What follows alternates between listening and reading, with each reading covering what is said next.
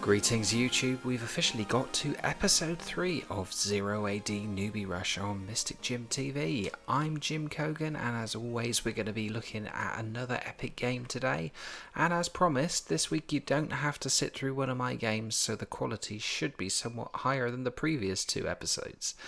Before we start, usual bit of gratuitous self-promotion coming up. If you feel so inclined, feel free to hit the like button for this video. If you're liking the channel so far, you're more than welcome to subscribe and get updates on future episodes as soon as they appear. And of course, all comments and feedback welcome in the comment section below the video. One thing to look out for, and at the time of me actually recording this, it's not live yet, but might be by the time you're watching this, 0AD Newbie Rush will be covering selected games from the June 2020 Double Elimination Tournament. This is a small 0AD tournament that is currently still in progress. You can find details and see the current standings of that in the video description below. Big thanks to the organiser, Derek Iwumi. I hope I haven't completely butchered your surname there, Derek. Derek kindly got in contact with me and has offered me the chance to cover a few games on this channel. I've got 2 replays waiting for me to put commentaries down on them so far. They will be uploaded literally as soon as they are edited, and they'll be appearing in a separate playlist to differentiate tournament matches from regular 0AD Newbie Rush episodes. So expect a bit of a glut of new content very soon, and I can tell you now, there have been some pretty epic encounters so far, so stay tuned. And finally, as usual, if you'd like one of your games featured in a future episode of Newbie Rush, if you want to download and play 0AD yourself, if you want to check out the growing 0AD community forums, or want to check out the Tom 0AD and Valorant YouTube channels, all that good stuff can be found in the video description below. Right, on to today's game. In this episode we have another 1v1 clash on a medium-sized mainland map, and it features Heinz 123 rated 1397 versus Shearshow rated 1366, and both have opted to play as the Romans. Enjoy! Here we go. It is Romans versus Romans. We have Heinz 123 in the north of the map. He has started with 5 women coming out of the CC. He's sending his already placed women to build a farmstead, and is sending the guys to do wood. They're going for a house and a storehouse towards the back of the base. And cavalryman is killing chickens. He has hunt over here. This is another mainland autumnal map. Lots of hunt nearby. Scattered woodlines at the back of the base, but a couple of good established ones, and a huge woodline up here. That should definitely be one that he should strike for. At the bottom we have Shearshow in the red, and he has gone for 5 women as well. Also put the farmstead down. Has also gone for house and storehouse at his nearest woodline. Woodlines here, not too bad either. Hasn't got an enormous woodline within immediate reach, although this one here and this one here are pretty good. He's also got hunt near the base, so interesting, pretty even. Strangely, Shearshow has not gone for the berry upgrade. Neither has Heinz 123. So interesting take on it, and they almost cleared this woodline straight away. He has spammed out 13 female citizens, but Shearshow's going even faster. He has 26 at the moment, but there's nothing in it. It's close. We'll see where their approaches divide up and which are advantageous. And first barracks going down. Heinz 123 is placing it right at the very front of the base, trying to get to this huge woodline that's right there. So that's good play. And at the south of the map, Not a great deal happening. We have 8 women on the berries, still no berry upgrade, so he's going for numbers rather than tech. So we're going for a mix of food and wood, and so far that appears to be the profitable approach. Opened up a short lead. It's 33 for Shirjo, plays 30 for Heinz. 1, 2, 3. Let's speed the action up a little bit. We get through the developmental stage. Houses going up, going for a base type arrangement. That barracks is on its way. Still no sign of a barracks from Shirjo. And he is also starting to finish off that wood line. Oh, we've had an attack of some sort. Oh, we have an attack going on at the moment. It's a bit of a raid. It's a single horseman, and that didn't last long. I think he must have made 2 passes, murdered one of his female citizens. So, sneaky rush, sneaky bit of harassment. Has that made any difference? Not really. Shirjo still has an advantage. It's 40 plays 36. And I like the look of his development in his base, although he could do with another wood line. Right on cue, he started up another wood line towards the south. Questionable, possibly might have been better off going forward, which is what Heinz 1, 2, 3 has done, although not really committed to it. It's got 2 skirmishers collecting wood. Everyone else is down here, and they're starting to go off in all disparate directions. There is a bit of a switch to farming. 3 fields have gone up. 1 is fully resourced, 1 is about to be, and the other's got, I'm seeing a trickle of women coming out of the CC. Really needs to pull these guys into order and get them to the big wood line. And there is a house waiting. No, it's a sentry tower. So one of the fastest ways of getting through phase 2 is to build a sentry tower in phase 1 and then upgrade it straight away in phase 2 if you have the stone. So it looks like that could be the approach employed here. Is Heinz 1, 2, 3 planning a lightning phase 2? We'll see. Be interesting how their approaches vary and who decides to phase up first. At the moment there is a 10 population gap. Shirjo has 60 and is now spreading his way around the wood lines that he's got. He's got a 3rd wood line on the go. No, it's pretty much abandoned this one. Must have heard me. He sent all his forces to the front, so that's all troops, no female citizens. 2 standing around idle next to, looking proudly past the barracks they've just built that has nobody coming out of it. Not producing at all at the moment, but still has a healthy lead. Pulling out some, what are they? Yeah, they're skirmishers. Pulling out skirmishers at the moment. And oh, we have a little bit of harassment. Is this harassment or scouting? It seems to have made no impact at the moment. Are they waiting to go in for a charge? Is this a bit of revenge? Here they go. 3 horses. Looks like he's making for the fields. He's been picked up by the 1st cavalryman there. And they've gone back. Are they going to murder this cavalryman? Oh, not quite. Yes. And do they all get away unscathed? No, we've lost one. And they've taken a little bit of a pasting, and there's, oh, we have a 3rd cavalryman very close to death. He's going back in. This is a bit of a kamikaze attack. There he goes. Now I don't know, I get the feeling that that has not caused the disruption that Shirjo was hoping it would. So he's pulled out 1 survivor. I suppose out of 4, that's not too bad. They did get up close and personal multiple times. Has that made any difference? Not really. Heinz 1, 2, 3 has actually closed the population gap. He's on 76 now, plays Shirzo's 80.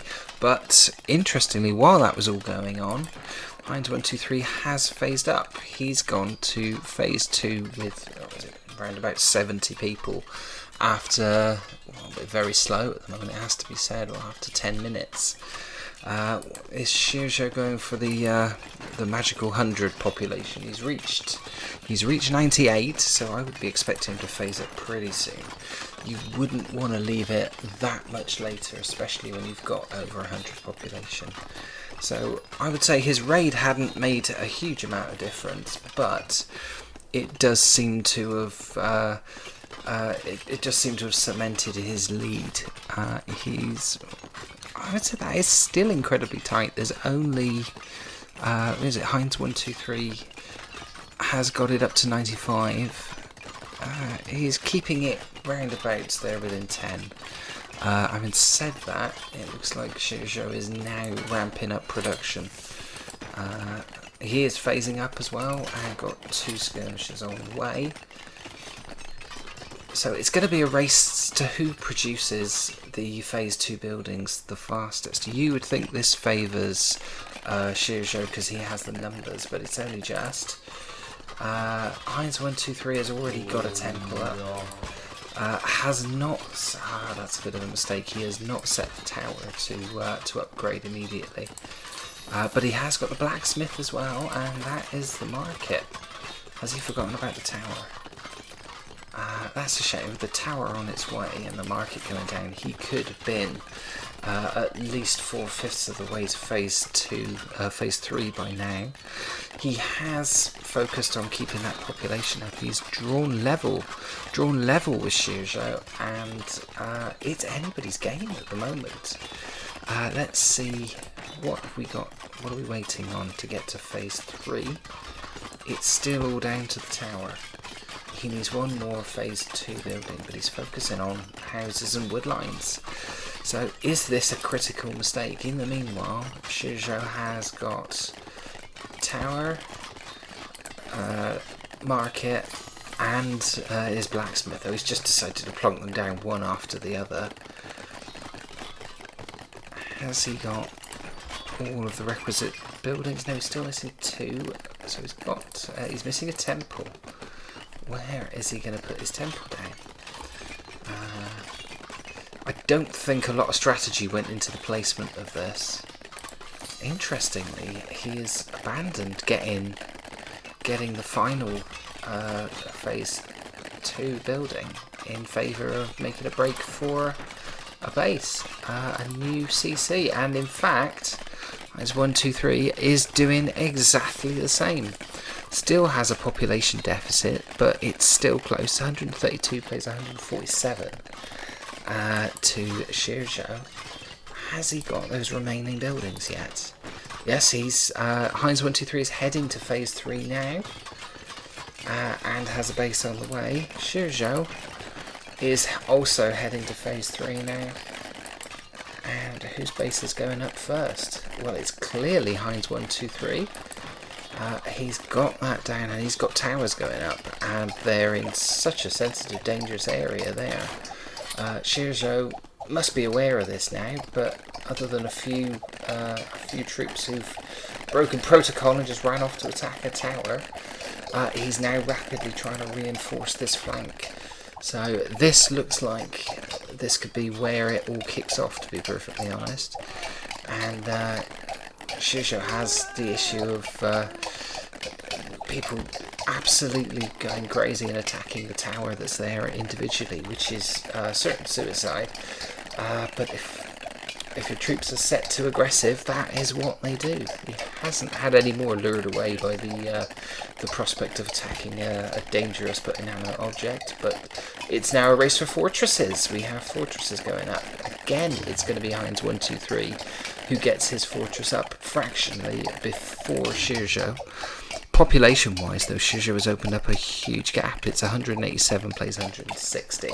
So this expansion has come at the cost of population. He's got no barracks nearby. He is producing furiously from that civic centre, not producing from the home CC or from his barracks. So reinforcing efforts here are going to be difficult. Hasn't got any of the sort of fast training upgrades. If we can find his blacksmith, he's got none of the upgrades for weaponry either. How is Shirjo done? So there is a bit of an attack going on. The Rams are out. He got those out quick. So Heinz 123 has put down one Ram, and Shizho is nowhere near. He is not able to react. That's because he's been building a Temple of Vista down here and an entrenched military camp. Strangest location I've ever seen an entrenched camp. Literally, it's closer to his base than the enemy territory. But a huge army being called back from their northern expansion here for Shizho. I think he was expecting this to be the prime battleground, and in the end it's turned out to be back here. But it's had the desired effect. Heinz 123 has pulled out the Rams, and now is suddenly faced with a somewhat overwhelming infantry force. 46 slingers, 21 spearmen, and 31 swordsmen. And I can't see if they've been upgraded. They have. Certainly the ranged infantry troops have been upgraded. So you don't want to mess with them right now. Which is what he's doing, sadly. He's sending in individual troops who are going to get massacred. And catapults have arrived. Surely you can see the numbers. He needs to fall back. They're going to get absolutely splattered by these catapults. And rather sneakily, Shizho has not produced anything from his fortress, but is producing from the entrenched military, whilst kind of distracting Heinz 123 with this onslaught they can't get anywhere near. Very sensibly building a temple. I don't know if this will get denied, but this is a great place to go. When you're covered by 2 catapults, you are absolutely cannon fodder. That temple's going straight up. The Rams have come back out, partially repaired, into a bit of a battery. He's going for a market. I would say not the best strategic target you could go for. He's half damaged a market and then legged it. So I don't know. He is allowed to make more than 2 Rams, so I don't know why he's so precious about those 2. Small numbers of reinforcements coming in, but the amount he is losing, the numbers now, well, they've both taken a bit of damage. It's 167 to Shizho plays 1. It's just changed 145. It goes down every time one of those catapults goes off. They're in a great position. They're difficult to get at. They're covered by infantry, and he can just pop away at these static defences. And all Heinz 123 can really do is wait inside the fortress till he can reinforce some more. But I don't think there's anything on the way. No sign of any salvation. He's still got small amounts of troops. The Rams are back out again. Where are they going this time? They've lost 1. I think they're going for the soft target, which is now this base, which Shizho has more or less abandoned. He has a group of 10 skirmishers. He's changed direction. He's done a 180. He's now charging back into the troops, hastily trying to damage them both. I think they'll be lucky if both actually make it back to the fortress. Speaking of which, this was the moment that Shizho decided to release his Rams. This could be the knockout blow. Heinz 123 got the Rams earlier, unleashed them, but he was too tentative. 4 pristine Rams come out of that entrenched military camp, which I don't even think Heinz 123 just quickly think.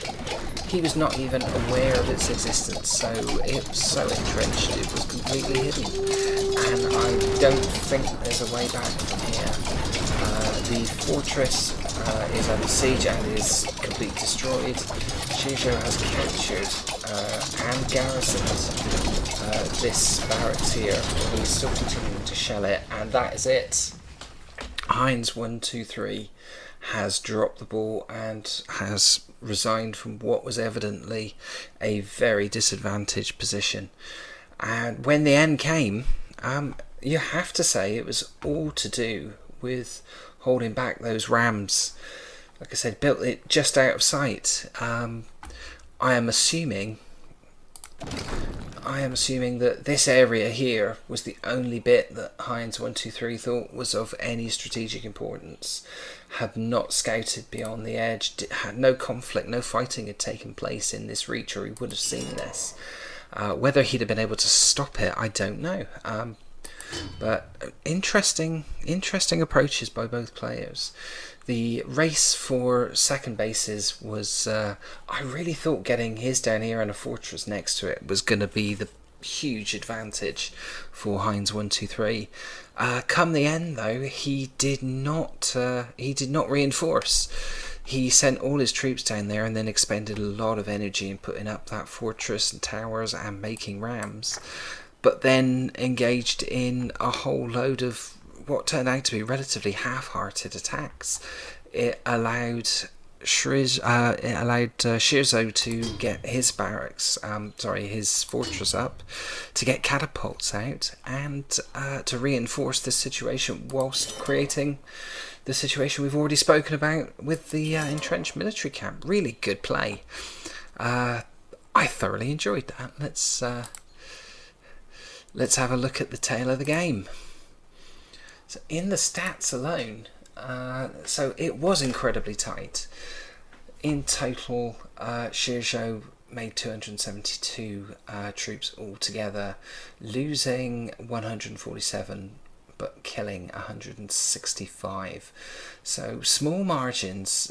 You wouldn't say there was a completely a completely major victory in the field there. I think probably the siege weapons of Shirzo, certainly the catapults, kept the little bit of infantry that Heinz 123 had very much at bay. They could not stop that temple going up. They certainly couldn't prevent the other buildings that were dotted around that were basically where most of the fighting took place, and that was all on Shirzo's side of the map. Let's have a look at the development.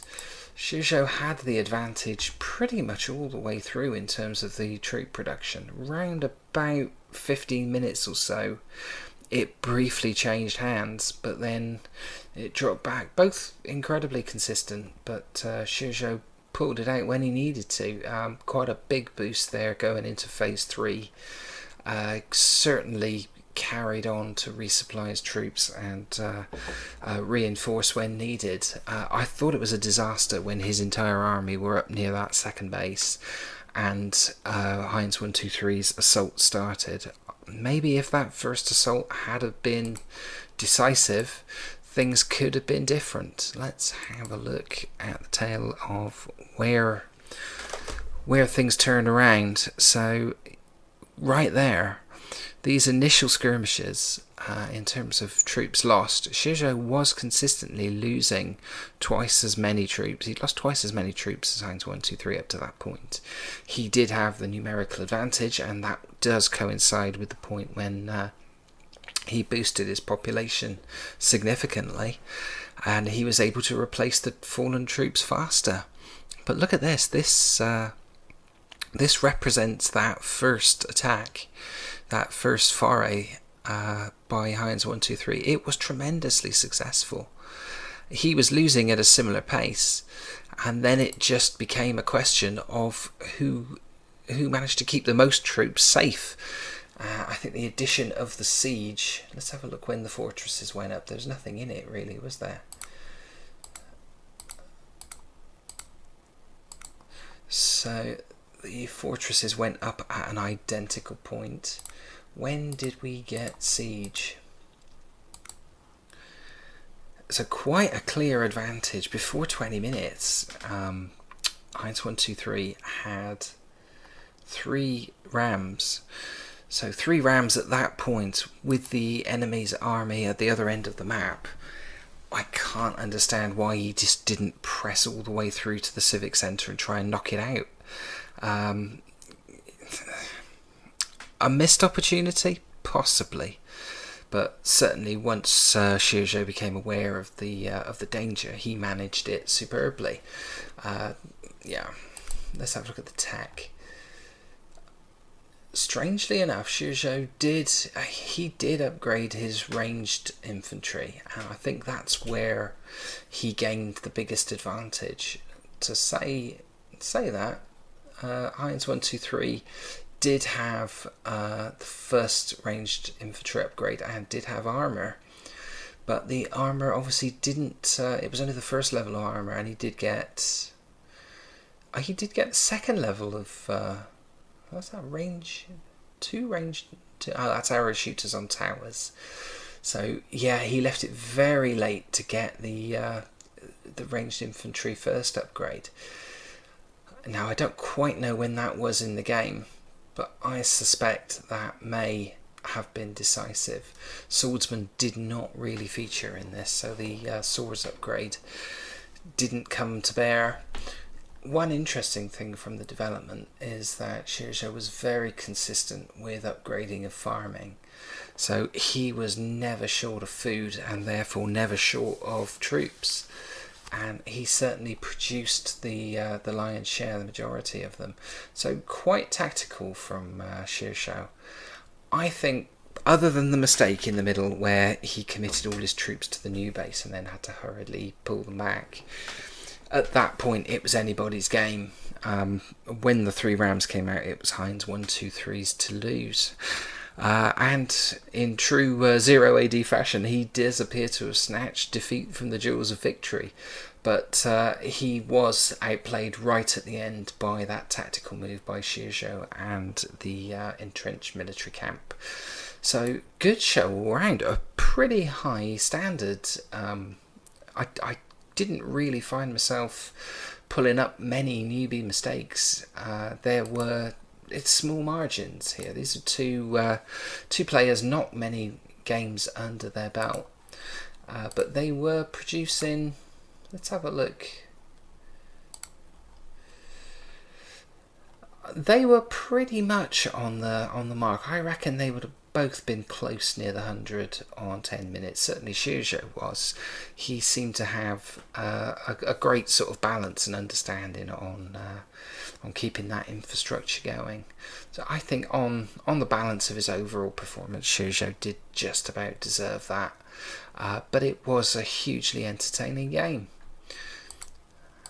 That's it for episode 3. I hope you enjoyed this one.